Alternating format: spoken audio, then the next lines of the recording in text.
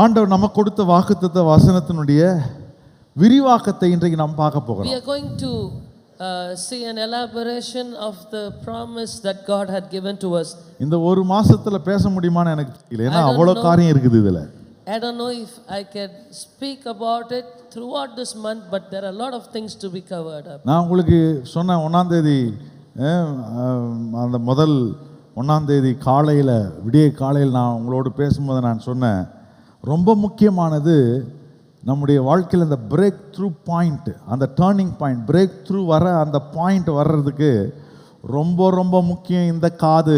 You know, I spoke to you on the first during the midnight service that for you to experience the turning point in your life, the essential thing that you need is to listen. அன்னாள் எத்தனையோ முறை சர்ச்சுக்கு போயிருக்கிறா. Hannah visited the temple of God several times. Break through வரவே இல்லை. But she didn't receive a breakthrough. என்னைக்கு பாஸ்டருடைய வார்த்தை காதுக்குள்ள போச்சு அன்னைக்கு தான் பிரேக் த்ரூ வந்துச்சு. The day she listened to the priest Eli's word, that day she received a breakthrough. உங்க வாழ்க்கையில பிரேக் த்ரூ கொடுக்க தான் என்ன கர்த்தர் வச்சிருக்காருங்க. God has kept me in this church for your sake. உங்க வாழ்க்கையில பிரேக் த்ரூ உண்டு பண்ணக்கூடிய போதனையை கர்த்தர் என்னுடைய பொறுப்பாய் கொடுத்திருக்கிறார். God has given he has put in my mouth the word that you need for your breakthrough. நீங்க கேட்டானா கேட்காட்டினா நான் சொல்றேன் அப்படின்னு நான் போலாம். ஆனாலும் ஆண்டவர் இதை முக்கியப்படுத்த விரும்புறாரு. காது நல்லா கேட்கணும். You know, your ears have to listen.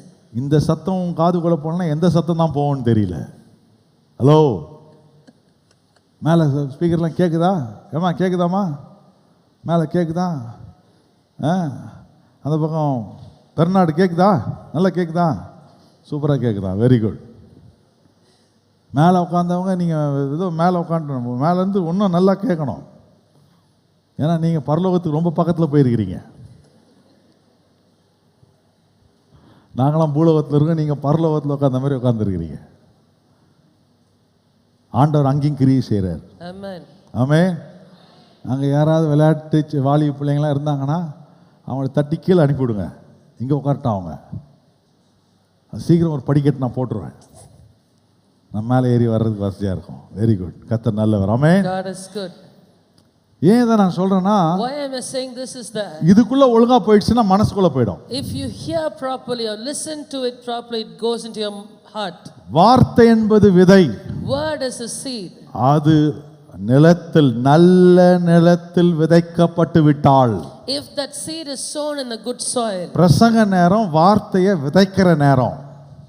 The sermon time is the time where the seeds are sown. நீங்க தொடர்ந்து அந்த வார்த்தைக்காக ஸ்தோத்திரம் செலுத்தி ஆராதனை பண்ணி அதை மெடிடேட் பண்ணி நீங்க அதை தொடர்ந்து தியானமா இருந்தா நீங்க அந்த விதைக்கு தண்ணி ஊத்துறீங்க, வெளிச்சத்தை கொடுக்குறீங்க.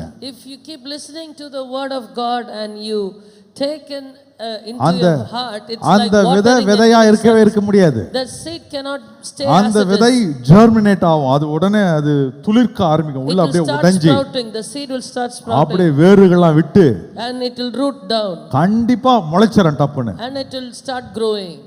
முளைச்சா ஆண்டவர் சொல்றார் 30 60 100 பலன்.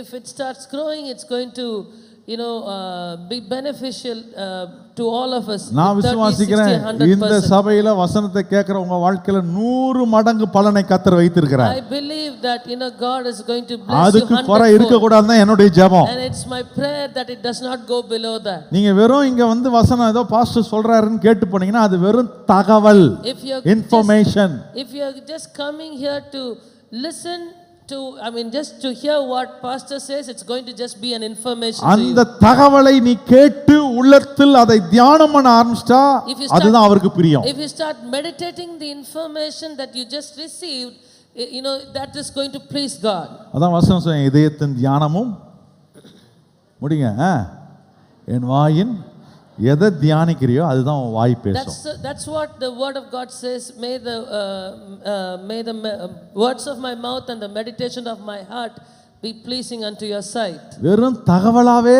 சில விஷயங்கள் உங்க வாழ்க்கையில இருக்கிறதுனால தான் வாய் சரியா இல்ல உங்க வாய். Because so many things in your life is you have received it just as an information. பிரச்சனை. There are a lot of chaos in your life. பிரச்சனை போராட்டம்னு உங்க வீட்டுக்கு போன பிறகு வந்த பிறகு இந்த வாய் பேசுற பேச்சு இருக்குது பாருங்க.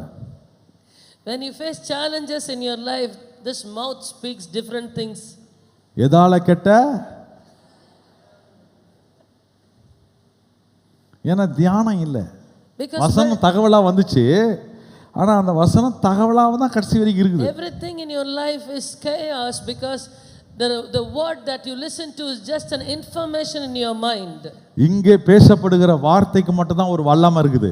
Whatever words are spoken from this altar has அந்த power in it. வார்த்தை உன் செவிகளில் போய் உன் இருதயத்தின் தியானமாய் மாறி அந்த இருதயத்தில் தியானம் பண்ணி கொண்டு இருக்கும்போது வெளிச்சமும் தண்ணீர் நீ அதை துதிச்சு தண்ணீர் பாய்ச்சினா தியானம் பண்ணி வெளிச்சத்தை நீ அதை கொண்டு வந்தா அது நிச்சயம் முளைத்து மிகப்பெரிய ஆசீர்வாதங்கள் உங்க வாழ்க்கையில கொடுக்கும். When the words that you listen to goes into your heart and you start meditating it, it brings forth light and water and the seed starts growing. எத்தனை பேர் இந்த வருஷம் பாஸ்டர் ஆண்டவரே இன்னைக்கு எங்க பாஸ்டர் பேசுற வார்த்தையை நாங்க எங்க உள்ளத்துல கொண்டு போய் நாங்க அதை தியானம் பண்ணி துதியினால் அதை நாங்கள் தண்ணீர் பாய்ச்சி மிகப்பெரிய அறுவடையை நாங்கள் காண விரும்புகிறோன்றவங்க மாத்திரம் கையை வைத்து ஒரு சிறு ஜெபம் பண்ணுங்க. ஆண்டவரே இந்த வருஷம் எங்கள் பாஸ்டர் பேசுகிற ஒவ்வொரு வார்த்தையும் எங்களுக்கு தகவலாக வேண்டாம், அந்த தகவல் எங்கள் காது வழியாக போய் எங்கள் உள்ளத்தில் போய் அது தியானமாக மாறி நாங்கள் சோத்திரம் பண்ணி துதித்து ஜெபம் பண்ணி அந்த வார்த்தைகளை வெளிச்சம் உண்டாக்கி ஆண்டவரே அது தண்ணீர் பாய்ச்சி அதை விளைய செய்கிற தேவன். அதான் ஆண்டவர் சொல்றாரு, நீர் பாசகரனாலும் அல்ல, வேற எதுனாலும் இல்லை, விதைக்கிறனாலும் இல்லை, நீர் பாசகரனாலும் அல்ல, விளையை செய்கிற கர்த்தர். கைகளை வைத்து அல்லேலூயா சொல்லுங்களேன். இங்கே பேசப்படுகிற வார்த்தையின் விளைவுகளை கர்த்தர் தருவார். நீ கேட்கணும், தியானம் பண்ணணும், அதை பேசணும், அவ்வளோதான் உன் வேலை. You need to meditate and you need to speak forth the word that you listen. நீங்க ஆண்டவர் நம்ம பிரேக் த்ரூல நமக்கு சொல்ற காரியத்துல ரொம்ப முக்கியமான அடுத்த பகுதி. The next part which God intends to speak through this breakthrough is that ஆண்டவர் எந்த ஒரு பிரேக் த்ரூவையும் ஒரு ராத்திரியில கொடுத்துற மாட்டார். Any breakthrough that you are going to experience in your life is not going to happen overnight. நீங்க ஏமாந்துற கூடாது. You should not be deceived by it. கூரிய பிச்சிட்டு தர தெய்வம் கூரிய பிச்சிட்டு தரும்னு கூரையே பார்த்துட்டு இருக்காங்க பாருங்க. அப்படி இருந்துடக்கூடாது, ஏமாளியா இருந்துடக்கூடாது. We should not be deceived. உங்களை ஏமாத்துற பாஸ்டர் நானும் இருந்துடக்கூடாது. I don't want to be a pastor who deceives you. Hello இருக்கிறீங்களா? ஒரு ராத்திரியில நடக்காது break through. You cannot expect a breakthrough overnight. பக்கத்துல பாசம் ஒரு ராத்திரியில பிரேக் த்ரூ ஆகாது. மனசுல ஐயா உள்ள போச்சா? ஒரு ராத்திரியில் நடக்காது ராஜா. Breakthrough does not happen overnight. அப்போ எப்போ பிரேக் த்ரூ கர்த்தர் உண்டு பண்றாரு? When will the breakthrough happen? பாருங்க, நான் கடந்து வந்த என்னுடைய process, என் வாழ்க்கை, the process that we went through before the breakthrough in our life. பாருங்க, என் வாழ்க்கையில் நான் செய்து கொண்டிருக்கிற காரியங்கள், all those things that we keep doing in our life. என் வாழ்க்கையில் ஒரே நாள் நான் ஆசீர்வாதமா இருக்கிறத மக்கள் பார்ப்பாங்க. Maybe people would witness me being blessed in my life. ஆனா அதற்கு பின்பதாக எத்தனை இரவுகள் நான் பாடுபட்டேன், கஷ்டப்பட்டேன், வேதனைப்பட்டேன்ன்றது யாருக்கும் தெரியாது. Nobody will understand or know how the nights that you have cried and you have struggled in your life. பெரம்பூர்ல நல்ல ஒரு பெரிய வீடு கட்டிங்கன்னா பத்தியா நான் எனக்கு இது கட்டாம பத்தியா அப்படின்னு சொல்லுவாங்க. வீட பார்த்துட்டு, if you build a very good house in Perambur, people will be so jealous. ஆனா அந்த வீடை கட்டுறதுக்கு நீ எவ்வளோ கஷ்டப்பட்ட, எவ்வளோ நீ ஜெபம் பண்ண, எவ்வளோ பிரயாசப்பட்டேன்னு உனக்கு மட்டும் தான் தெரியும், உன் குடும்பத்துக்கு மட்டும் தான் தெரியும். Only you know very well what you went through, what struggles you faced and the toils you paid for it. பாருங்க, பிரேக் த்ரூன்றது ஒரு process. So breakthrough, if you are going to face, go through you have to go through a process. ஒரு செயல்முறை அது. It is a process. பாருங்க, தாய்மார்களுக்கு நல்லா தெரியும். All the mothers know very well. மாவாட்டுற மிஷின்ல for those who make batter, அரிசியையும் உளுந்தையும் தனித்தனியா ஆட்டி, that you grind the urad dal and idli rice. உடனே இட்லி சுட்டா இட்லி வரன்றோம், கை தூக்குங்க. Those who say that immediately after grinding it you make idlis, you can make idlis. Rubber வரும், rubber தூக்கி அடிச்சா இட்லி வராது. என்ன பண்ணணும்? It has to, what must அதை you do? கலந்து வைக்கிறோமோ தனியாக வைக்கிறோமோ, ஒரு கிச்சன் ஓரத்தில் மூலையில் ஒரு நைட்டு ஃபுல்லாக விடணும். You just leave it aloof for a night for it to ferment. அப்புறம் அடுத்த நாள் காலில் ஊற்றினா இட்லி புசு புசு புசுன்னு, அதுக்கு என்னென்னோ பேர் வைக்கிறானே, புசு புசு இட்லி, அதான் என்னவோ இட்லி, அருமையான idli. The next day you make idlis, வீட்டில் you get இருக்கிறவங்களாம் fluffy idlis. எல்லாம் நக்கி எல்லாம் காலி பண்ணிடுறாங்க இட்லியை. At your home it's going to be a delicious meal. அதை சரியாக செய்யாமல் ரப்பர் மாதிரி இருந்துச்சு வச்சுங்க, என்ன சொல்லுவாங்க வீட்டில், என்னத்த இட்லி ரப்பர் மாதிரி எவன் சாப்பிடுவா? If it is the other way around, it's going to be very difficult and உடனே people will be ஆகாது. angry. ஹலோ இருக்கிறீங்களா? So it பிரேக் த்ரூ உடனே ஆகாது. Breakthrough takes time. It அதுக்கு does ஒரு not process happen இருக்குது. There's a process that you have to நான் go அதுல through. தொடர்ந்தேச்சியா நிலைத்து நிற்கணும். You need to be consistent and stand firm. ஆண்டவர் அதை தொடர்ந்தேச்சியா என் வாழ்க்கையில் செய்கிறதை பார்க்கும்போது ஆண்டவர் ஒரு பிரேக் த்ரூ கொடுக்கறதுல அவர் அச்சப்படுறதே இல்லை. You know, when God sees your consistency and steadfastness throughout the process, in no time God will bring a Raja breakthrough in your life. அதிகாலமே எழுந்து சத்தத்தோடு வருகிறான். அது உன்னதமான தேவனுடைய குமாரனே தானியேலே, நீ விட்டு விட்டு ஜெபம் பண்ணிய உன் தேவன் உன்னை காக்க வல்லவராய் இருந்தாரா? You know, there was a time when a king said, Daniel, servant of the living God, has your God whom you did not serve continually being able to deliver you from the lions. கரெக்ட்டா? Was என்ன it சொன்னார் அவரு? true? விட்டு விட்டா நம்மளை பத்தி சாட்சி சொல்லலாம். When ஞாயிற்றுக்கிழமை விட்டு விட்டு வருகிற சகோதரியே, உன் தேவன் உன்னை தப்புவிக்க பிரேக் த்ரூ கொடுக்க வல்லவரா இருந்தாரா? விட்டு விட்டு பைபிள் வாசிக்கிறியே, விட்டு விட்டு ஜெபம் பண்றியே, விட்டு விட்டு காணிக்கை கொடுக்குறியே, விட்டு விட்டு ஊழியம் செய்யறியே, பாருங்க நம்ம எல்லாத்தையும் விட்டு விட்டு தான் செய்யறோம், தொடர்ந்தேச்சியா செய்யறது இல்லை. we don't do anything on a continuous basis. We do it here and there. இது ப்ராசஸ். இது முடிஞ்சா அடுத்து செய்யணும், அது முடிஞ்சா அடுத்து செய்யணும், அப்பதான் அந்த பிரேக் த்ரூ வரும். We have to be very consistent in our process. அந்த ப்ராசஸ் முழுமையா முடிக்கணும். We have to finish the whole process to receive a அப்பதான் breakthrough. ஆண்டவர் பெரிய பிரேக் த்ரூவை நம்முடைய வாழ்க்கையில செய்ய வல்லவரா இருக்கிறார். Only then we can go through the process of breakthrough. கைகளை வைத்து ஒரு அல்லேலூயா சொல்லுங்களேன். How many of you believe that? அல்லேலூயா. அப்ப நம்ம ஆண்டவருடைய காரியங்கள்ல அந்த பிரேக் த்ரூ பெறறதுக்கு தொடர்ந்தேச்சியான முயற்சிகள் அந்த செயல்முறையில் இருக்க வேண்டும். For us to receive the breakthrough in our life, we have to be persistent and யோசுவாவின் consistent. புத்தகம் 3ஆம் அதிகாரத்தில் நீங்க பாருங்க. Joshua chapter 3. அங்க ஆண்டவர் யோசுவாவுக்கு திட்டங்களை கொடுத்த உடனே ஜனங்களை பார்த்து அவர் சொல்றார் 5ஆம் வசனத்துல 3:5 ஜனங்களை பார்த்து நம்ம எல்லாரும் ஆயத்தமாவோம், இன்றைக்கு உங்களை பரிசுத்தம் பண்ணிக்கொள்ளுங்கள், நாளைக்கு கர்த்தர் பெரிய அதிசயங்களை செய்ய போறார். And here we see in verse 5 where Joshua said to the people, sanctify yourselves for tomorrow the Lord will do wonders among you.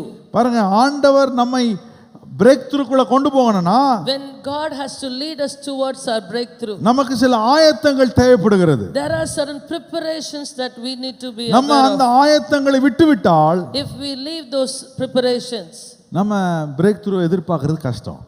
it is very difficult for us to இந்த receive a breakthrough. 3ஆம் அதிகாரத்தில் இருக்கிற ஒரு பகுதி இன்றைக்கு நான் சொல்லி நான் முடிக்க விரும்புறேன். I would like to place before you a part of Joshua chapter 3 and finish. பாருங்க, அதுல ஆண்டவர் தெளிவாய் அவனுக்கு சொன்னார். There God clearly spoke. ஆண்டவர் சொன்னார், நான் உன்னோடு இருப்பேன், கவலைப்படாத, மோசேயோடு இருந்தது போல் நான் உன்னோடு இருப்பேன், தைரியமாயிரு, அதாவது நீ பயந்துராத, நான் எல்லாம் உனக்கு செய்வேன் அப்படின்னு உற்சாகப்படுத்துற எல்லா வார்த்தையும் சொல்றாரு. The Lord says so much of encouraging words to Joshua, saying, as I was with Moses, so I'll be with you, do not be afraid. ஆனா முன்னால இருக்கிற எரிகோவுல ஒரு பெரிய பிரேக் த்ரூ வரணும்னா, But for them to have a breakthrough from the wall of Jericho, ஆண்டவர் சொல்ற ப்ராசஸ்க்கு தன்னை ஒப்பு கொடுக்கணும். that they had to submit themselves to the process that God had ஆண்டவர் என்ன placed before செயல்முறை சொன்னாரு? them. What did God ask them to do? ஆண்டவர் சொன்னாரு, 7 நாள் இந்த எரிகோ சுத்தி வரணும். He said for 7 days you need to go around the Jericho wall. எரிகோன்னு ரொம்ப பெருசு நினைக்காதீங்க, நம்ம இங்க இருந்து மெயின் ரோடு போய் அப்படி போய் சுத்தி இப்படி வந்தா நம்ம சர்ச்சை சுத்தி வர மாதிரி தான். It's Jericho wall is not that big, it's 4 times a ஏன்னா அந்த church. நாட்கள்ல கோட்டைகள்லாம் அவ்வளோ ரொம்ப பெருசாலாம் கட்ட மாட்டாங்க. During those times the fort fortress they built was not that so big. நடந்து வந்தா ஒரு அரை மணி நேரத்துல நடந்து வந்துடலாம் ஒரு கோட்டையை. You know, if you have to go around a fortress, you can walk within half an hour. பாருங்க 7 நாள் நீங்க சுத்தி வரணும்னாரு. So he said for 7 days you need to அதுல go தெளிவா around. சொல்றாரு instruction. And he gives clear instruction. 6 நாள் அமைதலாய் ஒவ்வொரு நாளைக்கும் ஒவ்வொரு சுத்தணும். He said to the people that for 6 days you have to be silent and you need to just go around the fortress. பாருங்க ஜனங்கள் ஒவ்வொரு நாளும் அப்படியே அமைதலா சுத்தி வராங்க. And the people over there, they silently they went around the இந்த wall. எரிகோல இருக்கிற மக்கள் எல்லாம் மதுல ஏறி நின்னுக்கிட்டு அவன் பார்க்க சொல்றாங்க, லூசு போது பத்தியா லூசு, எதுக்கு சுத்துதுனே தெரியல, சுத்துதுங்க பாரு லூசுங்க. And the people of Jericho, maybe imaginarily I would say that they were just peeping outside and they were thinking that all those people going around the wall were lunatics. நீ சர்ச்சுக்கு போகும்போது உன்னை பார்த்து சொல்லுவாங்க, லூசு போது பத்தியா பைபிள் தூக்கிட்டு, ஞாயிற்றுக்கிழமைனா ஓடுது பாரு லூசு அப்படின்னு. நம்மளா லூஸாக இருக்கிறோம், அவங்களா டைட்டாக இருக்கிறாங்க. நம்ம லூஸாக இருக்கிறது நல்லது, ஏன்னா டைட்டாக இருக்கிறவங்க டைட்டாகவே இருப்பாங்க, லூஸாக இருக்கிறவங்க லேசாக பரலோகத்துக்கு பறந்து போயிடுவாங்க. ஹலோ, அவங்க டைட்டாகவே இருக்கட்டும், நம்ம லூஸாகவே இருப்போம். வேற அவங்க சுற்றி வரும்போது கிண்டல் பண்ணுறாங்க, கேலி பண்ணுறாங்க. Maybe they would have அமைதலாக போனோன்ட்டார் ஆண்டவர். என்ன சொல்லிட்டாரு? 6 நாள் no sound, silent walking. For 6 days God had instructed them not to talk anything but just go around the wall. 7வது நாள் ரொம்ப முக்கியம்னார் ஆண்டவர். 7th day is very important, he said. அந்த 7வது நாள் ஏன் முக்கியம்னா 7வது நாள் 7 முறை சுத்த போறீங்க. On the 7th day they were instructed by God to go around the wall. காலையில எழுந்திருங்க. Morning itself you need to get up. First round silent. Go first round is the quiet round. 6வது round வரைக்கும் silent. Until the 6th round you have to remain silent. இப்ப ஆண்டவர் சொன்னாரு, 7ஆம் நாளில் நீங்கள் சுத்த போகிற 7வது சுத்துல ஆர்ப்பரிப்பின் சத்தத்தோடு நீங்கள் என்னை துதித்து மகிமைப்படுத்தி எக்காலங்களை ஊதி என்ன பண்ணுங்க, பயங்கரமா சத்தம் போடுங்கன்றார். But the instruction was that at the 7th time when they go around the wall they need to shout and sound trumpets and shout and praise the Lord. ஒவ்வொரு முறையும் சுத்தி பார்க்கும்போது வேடிக்கை பார்த்தவங்களுக்கு ஒண்ணுமே புரியல. Each time when they went around the wall, the people in Jericho did not understand what they were doing. ஆண்டவர் சரியான செயல்முறையை கொடுத்தார். God gave them he instructed them very intently and properly. யோசுவா ஆண்டவர்ட்ட போனதனால தான் சரியான செயல்முறையை கர்த்தர் தந்தார். Because Joshua went to the presence of the Lord, he was given specific and clear instructions. பாருங்க, அந்த செயல்முறையை யோசுவா பெறாவிட்டால், If that instruction was not if Joshua did not receive those instructions, நான் உன்னோடு கூட இருக்கிறேன், that I will be with you. பயப்படாதே, மோசேயோடு இருந்தது போல நான் உன்னோடு கூட இருந்து பலத்த அற்புதங்களை செய்வேன். Don't fear, as I was with Moses I am with you, I'll do great things through you. அப்படின்னு நிறைய உற்சாகமான வார்த்தை இருக்குது. ஆகவே வாங்க எல்லாரும் வாங்க, கர்த்தர் நம்மளை உற்சாகப்படுத்திட்டார். இப்போ நம்ம என்ன பண்ணுவோம், எரிகோவை சுதந்தரிப்போன்னு போயிருந்தாங்கன்னா என்ன ஆயிருக்கும்? Just imagine if Joshua would have acted on the encouraging words that he had received and gone there without instruction. Bible சொல்லுது, எகிப்திலிருந்து போகும்போதே 6 லட்சம் புருஷர்கள். The Bible clearly says that there were 6 lakh men alone when they started out from Egypt. 40 வருஷத்துல 12 லட்சம் ஆயிருக்க மாட்டாங்க? Just imagine within 40 years there would have been 12 lakhs of people. ஒரு குடும்பத்துக்கு 2 பிள்ளைன்னு கணக்கு போட்டா கூட 18 லட்சம் ஆயிடுது. If you have to do the math, if you have to multiply with 2 children in each family, என்னெல்லாம் கையில இருக்குதோ, தடி இருக்குதோ, கொம்பு இருக்குதோ, ஈட்டி இருக்குதோ, கடப்பாரா இருக்குதோ எல்லாம் எட்டு வந்துருங்கடா, சுத்தி நின்று நம்ம உடைக்க ஆரம்பிப்போம், கர்த்தர் இதை நம்ம கையில் தருவார் அப்படின்னு உடைச்சிருந்தாங்கன்னா உடைச்சிருப்பாங்களா? If all of them would have had big hammer and this and that to break the walls, would they have broken it? சில நேரத்தில் நம்ம தான் உற்சாகமா ஏதாவது செய்யணும்னு நம்ம நினைச்சு நம்ம ஏதாவது செய்யறோம். ஆண்டவர், we are so excited and we go beyond the plan of God. அந்த உற்சாகத்துல செஞ்சு நம்ம தோல்வியை தான் சந்திக்கிறோம். And because of the things that we do, as a result of that excitement we fail. ஏன்னா தேவன் சொல்ற செயல்முறை அதில் இல்லை. Because that was not the instruction that God had given to us. யோசுவா ஆண்டவர்ட்ட போய் கேட்டான், நாங்க என்ன செய்யணும் ஆண்டவரே? Joshua goes to God and asks him, what can I do? ஆண்டவர் தெளிவா சொன்னார், 6 நாள் சுத்து ஒரு முறை. He tells him clearly, 6 times you go around the wall of Jericho. ஒண்ணும் பேசக்கூடாது, அமைதலா போ. For 6 days don't talk anything. 7வது நாள் 7 முறை சுத்து. On the 7th day go around the wall 7 times. அந்த 7வது நாள் 7வது முறை மட்டும்தான் சத்தத்தை உயர்த்தி சொல்லணும்னு சொல்லிட்டார். And on the 7th day, on the 7th time, that is the time you need to shout. பாருங்க, உங்களை என்னையும் ஆண்டவர் அப்படிதான் ஆண்டவர் வழி நடத்த விரும்புறார். That's how God wants to lead இந்த us. வருடத்தில் உன் வாழ்க்கையில் நீ பெற்றுக்கொள்ள வேண்டிய அனைத்து பிரேக் த்ரூவும் கர்த்தர் உனக்கான ஒரு செயல்முறையை அவர் கையில் வைத்திருக்கிறார். For all the breakthroughs that you are going to receive in your life, God has a process for you in which you have to go நீ through. ஆண்டவரிடத்துல போய் கேட்கலனா அவர் சொல்ல மாட்டார். If you are not going to go to God and ask him what you are supposed to do, அதனால தான் இந்த வருஷத்தின் முதல் 7 நாட்கள் இயற்கைக்கு அப்பாற்பட்ட நாட்கள் என்று ஆண்டவருடைய சமூகத்தில் நம்ம அமர்ந்திருக்கிறோம். And that's the reason why for this past 7 days, today is the 7th day. For the past few days we've been sitting in the presence of God. நீங்க 7 நாள் நான் உட்காருது, நாங்க 14 நாள் உட்காரணும், உட்கார்ந்துக்குங்க, பிரச்சனையே கிடையாது. If you want to sit for 14 days, no problem, you're welcome to do so. நீங்க உட்கார்றது தான் முக்கியம்.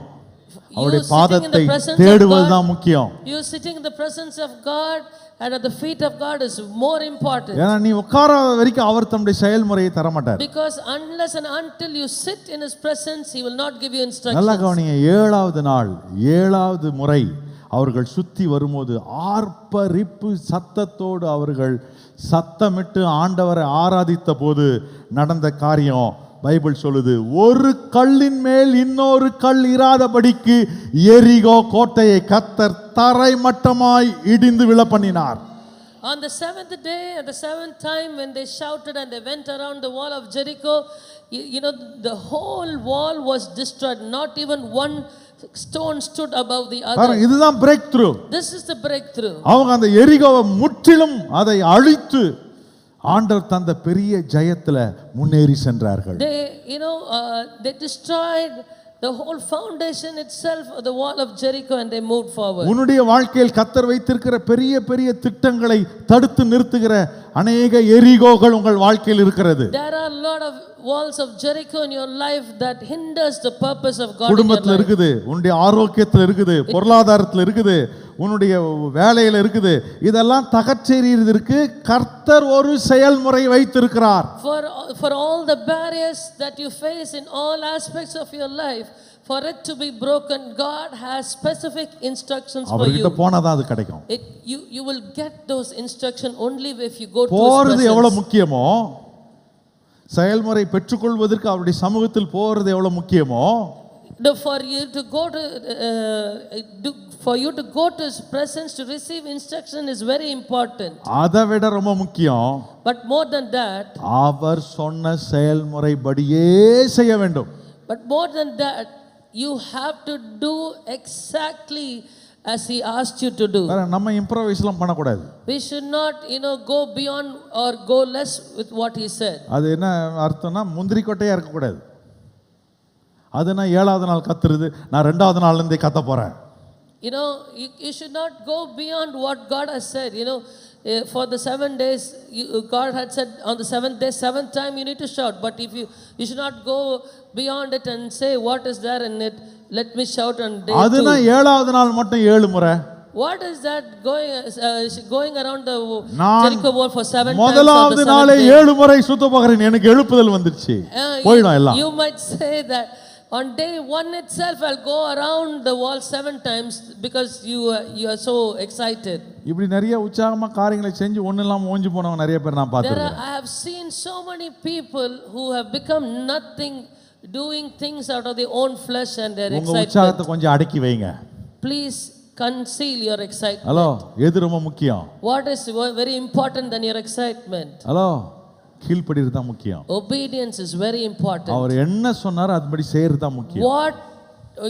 To do what God said is very important and vital. எத்தனை பேருக்கு இருக்கீங்க? கையை வைத்து சொல்லுங்க. How many of you are here? அவர் சொல்றது தான் முக்கியம். What he says அவர் சொல்றது தான், கீழ்ப்படிறது தான் முக்கியம். To obey what he பார்க்கிலும் கீழ்ப்படிதலே உத்தமம்.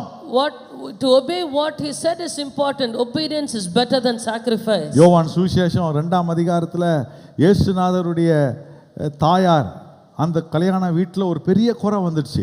In John chapter 2 we see that there was a lack in the wedding at Cana. கல்யாண வீட்ல எப்படிங்க குறை வரும்? How can there be a lack in a wedding house? க்ளீனா பத்திரிக்கை அடிக்கும்போது தலையை நீடுவோமே.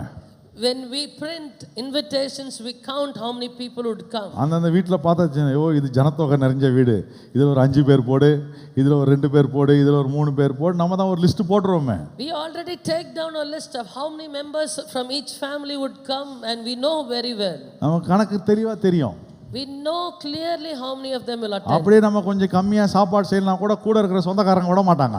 Even if we என்னன்னா want to, இன்னொரு 100 பேருக்கு extra if we want to do exactly for the same number of people who would come, our relatives will not be quiet. They say கல்யாண வீட்டில் மட்டும் சாப்பாடு கண்டிப்பாக குறையிறதுக்கு வாய்ப்பே இல்லை. there is no way that there will be a lack in a wedding house. யூதர்கள் ரொம்ப அறிவாளிகள். Jews are more intelligent. கண்டிப்பா அவங்க 2 கல்யாணம் நடத்துறதுக்குரிய பொருட்களை வச்சிருந்திருப்பாங்க. I truly believe that they would have had ஆனா things for them to conduct even 2 அங்க ஒரு weddings at a குறை time. வந்துருச்சு. But above all those things, there was a lack in that house. இயேசுநாதர் தாய்க்கு மட்டும் தெரியும் இந்த பிரச்சனையை சரி செய்ய ஒரே ஒரு நபரால தான் முடியும், அவர்தான் இயேசு. Mary, the mother of Yeshua, very well knew that there was only one person who can do away with this lack, and that was Yeshua. இயேசுநாதர் அம்மாவை கொஞ்சம் நோஸ் கட் பண்ணி அம்ஸ்டார்னு வச்சிங்களேன். But Yeshua kind of, he just scolded his mom, and he was, உனக்கு எனக்கு என்ன, நீ போ அப்படின்னு அம்ஸ்டார். he said, woman, what ஆனாலும் does அந்த it அம்மா concern? வேலைக்காரங்களை அங்க நிக்க வச்சுட்டு, But in spite of that, the mother told the servants, அந்த வேலைக்காரங்களுக்கு ஒரு இன்ஸ்ட்ரக்ஷன் சொன்னாங்க. she told them specifically. என்ன சொன்னாங்க சொல்லுங்க பாப்போம். அவ சொல்ற பேச்சை கேட்காதீங்க. Did she say that don't listen to what he says? அவர் இப்பதான் புதுசா ஊழியத்துக்கு வந்திருக்கிறாரு. He just come right now to ministry. அவர் குண்டக்கா மண்டக்கான்னு பேசுவாரு. He might talk something rudely, don't mind it. அப்படியே சொன்னாங்க அவங்க. Did he say that? இதுவரைக்கும் இயேசுநாதர் எந்த அற்புதமும் செய்யல, முதல் முறை செய்ய போறாரு. This is the first miracle that Yeshua was going to do. மரியாளுக்கு நல்லா தெரியுது, Mary very இந்த well knows. இடத்துல ஒரு அற்புதம் செய்யக்கூடிய ஒரு நபர் உண்டென்றால் அது இயேசு மட்டும்தான். If there is a person who உங்க can எத்தனை பேருடைய perform a வாழ்க்கையில, miracle here, it was Yeshua. உங்க எத்தனை பேருடைய வாழ்க்கை நீங்க நல்லா அறிஞ்சிருக்கிறீங்க, என் வாழ்க்கையில பிரேக் த்ரூ பண்ணக்கூடிய ஒரு ஆள் இருக்கிறார்னா அவர் ஒருவர் மட்டும்தான். நான் ஆராதிக்கிற இயேசு இயேசு இயேசு. எத்தனை பேர் கையை வச்சு சொல்றீங்க? How many of you say and how many of you understand the only one person who can give you a breakthrough in your life is Yeshua? பாருங்க, அங்க அந்த அம்மா சொல்லிட்டு போன வார்த்தை, அவர் என்ன சொல்றாரோ அதன்படி செய்யுங்கள். His mother said to the servants, whatever he says to you, do it. அவங்க செஞ்சாங்களா இல்லையா? Did they do it? கர்ச்சாடியை கொண்டு வர சொன்னார். He asked them to bring all the jars. கர்ச்சாடி கால் கழுவுறதுக்கு பயன்படுத்துற ஒரு தொட்டி. These water pots of stone are used for purification and to wash their feet. யூதர்கள் சுத்தம் பத்தத்துல ரொம்ப முக்கியமா இருக்கிறவங்க. The Jews are very very careful and very particular about கர்ச்சாடியில இருந்து cleanliness. திராட்சை ரசம் வருதுன்னா செருப்பு கழட்டி அடிச்சிரும் அவனை. If they knew அறிவு இருக்கடா, யார்கிட்ட கொண்டு கொடுக்குற அப்படின்னு. If they knew that the wine is going to come from these water pots or these jars, they would really become furious. வேலைக்காரங்க என்ன சொல்லியிருக்கணும்? இயேசுவே, உமக்கு இந்த இருக்கிற யூதர்களை பத்தி தெரியாது, மினிமம் சில்வர் பாத்திரமாவது வைக்கணும், இங்க கச்சாடிலாம் நாங்க தூக்க மாட்டோம் அப்படின்னு சொல்லியிருக்கணும். What must have these servants told Yeshua is that you know very well how arrogant they are. This is not the way we must do. We have to bring in silverware. பாருங்க, இயேசுனா சொன்ன தண்ணி ஊத்துனாரு. But Yeshua said pour water into it. எவன் தண்ணியை ஊத்துனானோ whoever poured water into அவனை it, பார்த்தா சொல்றாரு தண்ணி எடுத்துட்டு போன்றாரு. and he told the same person, take the water in a jar and go inside. அந்த சர்வர்களுக்கு எவ்வளவு கோவம் வந்திருக்கும். Just தண்ணி imagine. ஊத்துனவனா என்னையே அந்த தண்ணி எடுத்து போக சொல்றாரு, இவரு நிறைய பிரச்சனையில மாட்டி விடுறதுக்கு இந்த இயேசுனா இருக்கிறாரு, முடியாது இயேசுவே அப்படின்னு சொல்லியிருக்கலாம். The servants should have told Yeshua that what is wrong with Yeshua, because he is asking us to take water from this jar and go and serve the guest. பாருங்க, இந்த ஆலோசனை ரொம்ப முக்கியமான ஆலோசனை. But this counsel is very important. அவர் என்ன சொல்லுகிறாரோ whatever he says to you, do it. சொல்லுங்களேன், ஏசப்பா நீங்க என்ன சொல்றீங்களோ lift up your hands and say whatever you அந்த tell me, செயல்முறையை இந்த வருஷம் நான் செய்வேன் ஆண்டவரே. I will do whatever you ask me to do. எத்தனை பேர் கையை வைத்து சொல்றீங்க? How many of you lift up your hands Hallelujah. and say that? Hallelujah. Hallelujah. நீ வேதம் வாசிக்கணும், ஜெபம் பண்ணணும், அப்பதான் தெரியும் அந்த செயல்முறை. If you read the word of God and pray, you will receive சில clear நேரத்துல வேதம் instruction. வாசித்து நீ ஜெபம் பண்ணாலும் உனக்கு புரியாது. சர்ச்சுக்கு வந்தா பிரசங்கத்துல புரியும் உனக்கு. Sometimes there are times where you might not understand when you read the word or pray, but when you அப்ப come to ஆண்டவர் church, God will செயல்முறை tell you. கொடுக்கிறார். He gives you the plan and ஏன் instruction. உன் வாழ்க்கையில ஒரு பெரிய break through கொண்டு வர்றதுக்கு. Because he intends to bring a great breakthrough in your life. அவர் சொன்னபடி அந்த வேலைக்காரர்கள் செய்ததுனால Because- அங்க ஒரு பிரேக் த்ரூ நடந்துச்சு. Because the servant did as what was instruction, there was a great breakthrough over there. ருசி மிகுந்த ரசம் போயிடுச்சு. It was the most tastiest wine. யோசுவா தேவன் சொன்ன செயல்முறையை கீழ்ப்படிந்ததுனால Because Joshua heeded to what God said. முன்னேற்றத்துக்கு தடையாய் நின்ற எரிகோ கோட்டை தரை மட்டமா ஃபவுண்டேஷன்ல இருந்து வெளியே வந்துருச்சு. The wall that stood as a barrier for them to move forward became ruins, and even the foundation itself was அது destroyed. 20 அடியில போட்டாங்களா 30 அடியில போட்டாங்களா நமக்கு தெரியாது. We don't know how. அவ்வளவு பேந்து வெளியே வந்து ஒரு கல்லு மேல இன்னொரு கல்லு இராதபடிக்கு தேவன் ஒரு பெரிய பிரேக் த்ரூ உண்டு பண்ணினார். We do not know how deep the foundation was, but as the word says, each stone became ruins and it did not stand on each other. இன்னைக்கு ஆண்டவர் உன் வாழ்க்கையில அப்படி ஒரு பெரிய பிரேக் த்ரூ பண்ண விரும்புறார். God intends to bring such breakthrough in எத்தனை your பேர் life. உங்களை ஒப்பு கொடுக்குறீங்க? எழுந்து நின்னு கைகளை வைத்தி